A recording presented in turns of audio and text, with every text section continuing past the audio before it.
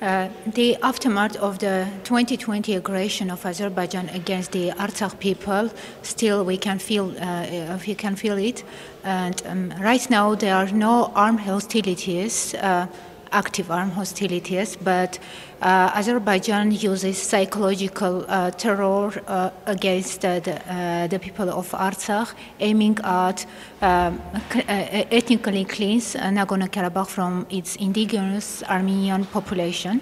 Right now, we have the situation when Russian peacekeepers are deployed in Nagorno-Karabakh, and they are standing between Armenian civilian population and Azerbaijani armed forces.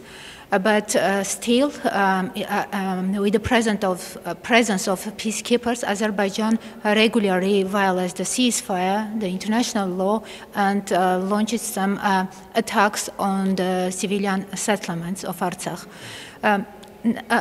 After the 2020 war, the life returned to its normal. People returned from Armenia and other places where they were forcibly displaced during the 44-day war, and the educational institutions are operating in full. Life is normal, but the most dangerous thing is related to the uncertainty of the future, since the status of Arzach remains unresolved, and there is no clear prospects of solving the status issue.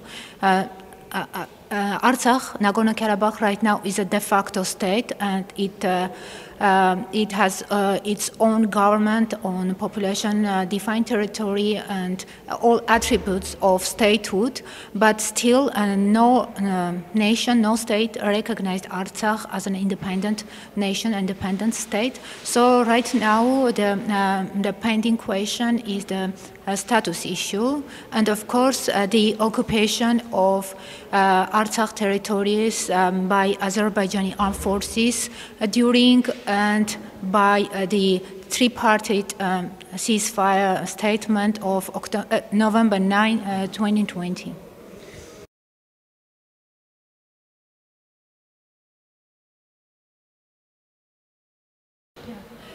Unfortunately, we still haven't get any kind of assistance, any kind of help from the European Union.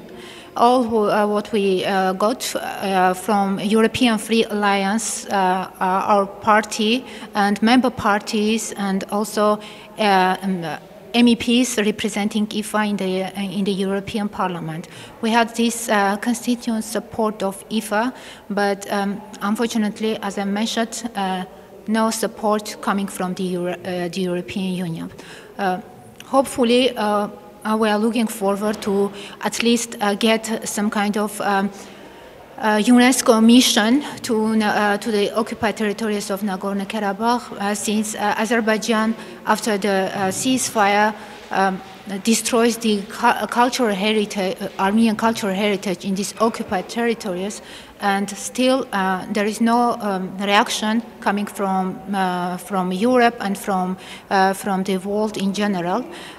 Also, the European Parliament condemned these acts of destruction of Armenian cultural heritage by Azerbaijan, and called for a UNESCO mission. Still, there is no mission in Nagorno-Karabakh, as Azerbaijan resist any kind of mission to the occupied territories of Nagorno-Karabakh. And also, we have POWs still illegally held by Azerbaijan in Baku, and this is also a very big humanitarian problem.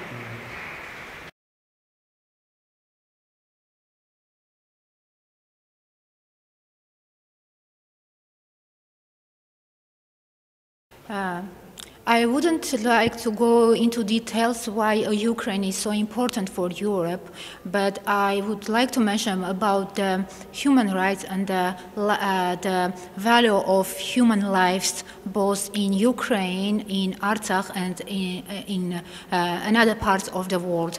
The values that the European Union, European peoples share are the same as people in Nagorno-Karabakh, in Arzach, they believe in. It's human rights, democracy, and this set of democratic values. But still, as I've mentioned, the people in Nagorno-Karabakh haven't get any kind of assistance, both moral, political, and also material in the form of humanitarian assistance. And we see that this unanimous solidarity around Ukraine and for Ukraine. And you know, when people in Nagorno-Karabakh watch TVs and saw this solidarity for Ukraine and the silence 2 years ago for their suffer, for their war, they start doubt on the values that Europe believes in, because people for a long time they believe the European peoples they share the same values of liberty, freedom, human rights, democracy, and people in Arzach also try to do their best to develop democracy and to be developed as a democratic nation. So these double standards, of course, hurt not only the feelings of people living in Nagorno-Karabakh, but also the image of Europe among the society in Nagorno-Karabakh. Thank you very much for your interest and for helping us to be heard in your country.